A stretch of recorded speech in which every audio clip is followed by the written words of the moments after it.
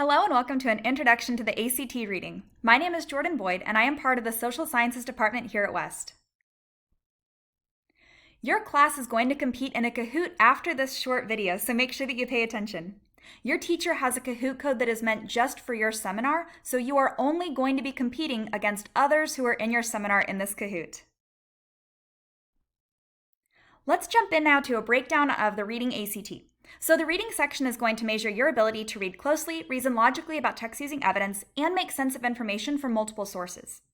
You will have 35 minutes to answer 40 questions. There are 4 answer choices per question, and there are 4 passages that you will have to read and answer questions about. It is composed of multiple parts, like I just stated. Some parts are going to have one long passage for you to read, while others will consist of multiple shorter passages put together.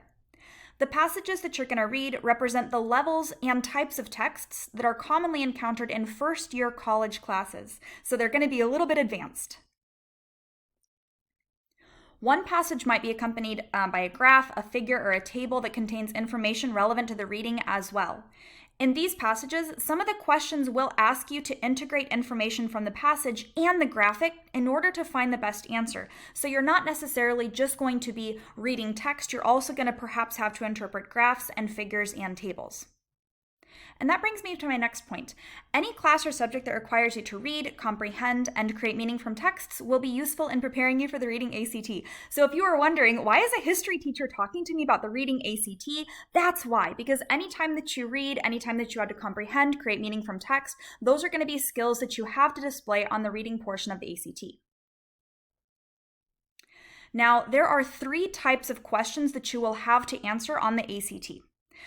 First, you've got key ideas and details, which is a little over half of the exam. This category is going to require you to closely read to find central ideas and themes, to summarize information, understand relationships, draw inferences and conclusions, including understanding sequences, comparisons, and causes and effects. Next is craft and structure, which is anywhere from a quarter to almost a third of the reading ACT. These questions will ask you to understand word and phrase meanings, analyze word choice and text structure, understand the author's purpose and perspective, analyze character's point of view, interpret author decisions, and differentiate between different perspectives.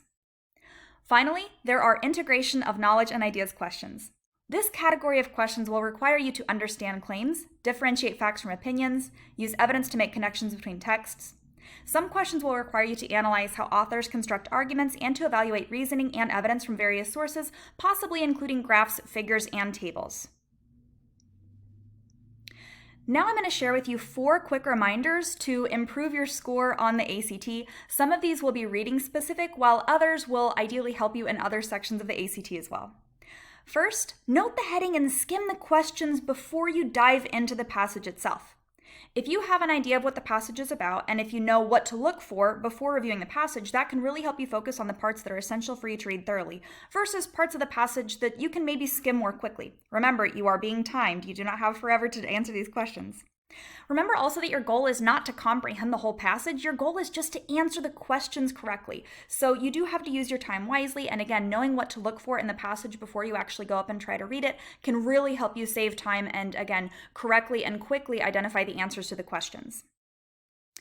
Number 2, you are allowed to write in the test booklet.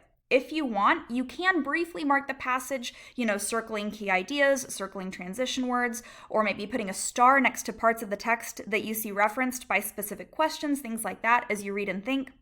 But remember that only the answers on your answer sheet will be counted, though. Anything written in your test booklet is not going to be graded, it won't be counted. You have to mark your answers on your answer sheet for them to count.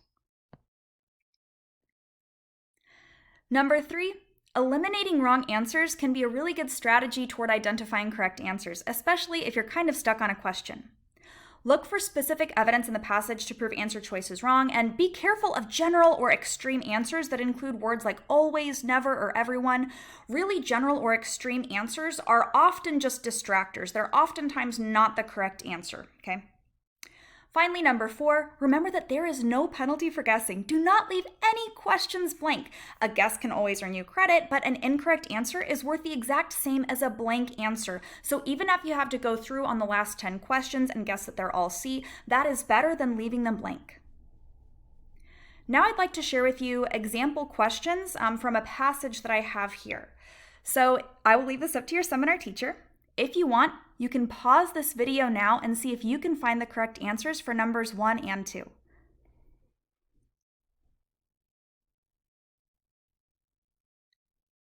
All right, diving back into it.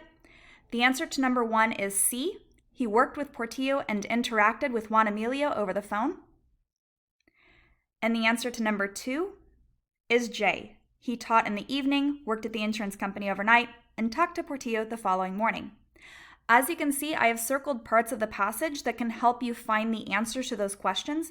And again, feel free to pause the video now if you'd like to see exactly how the passage supports, again, number 1 was C and 2 is J, if you want to see how the passage supports those being the right answer. And now I have 2 more practice questions for you. And once more, I will leave it up to your seminar teacher if you would like to pause and try to find the right answer before I share with you the answers.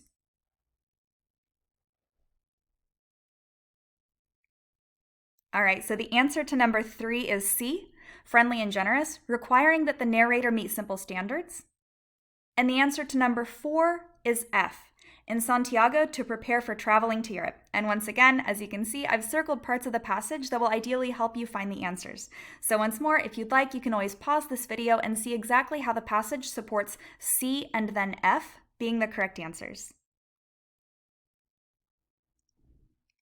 And with that, thank you so much for your time and for your attention. Now it's time for you to transition into the Kahoot using the unique code provided to your seminar teacher. Thank you so much.